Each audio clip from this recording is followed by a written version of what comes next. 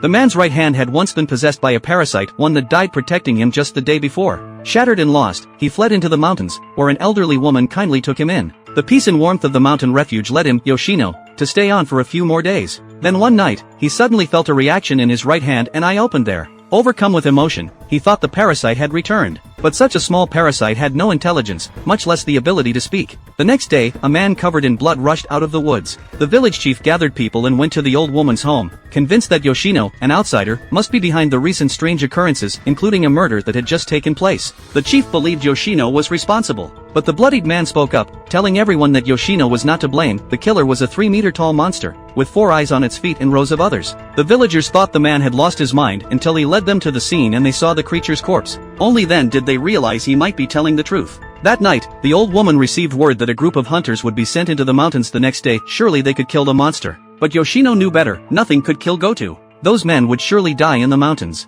Consumed with regret over his own cowardice that had cost his friend's life, he resolved to stop running. Before Goto and the hunters crossed paths, he had to find a way to kill the monster and protect everyone. Hearing this, the old woman flew into a rage, yelling at him, but it was only out of deep concern for his safety. No matter what she said, however, Yoshino was determined to settle this once and for all. In the dead of night, as he tried to slip away quietly, she stopped him and urged him to stay alert and return alive. The last thing she could do to help was let him choose a weapon. Yoshino's eyes fell on a rusty, broken blade in the corner. Armed with that worn-out machete, he ventured into the forest overnight where the monster lurked, waiting for him.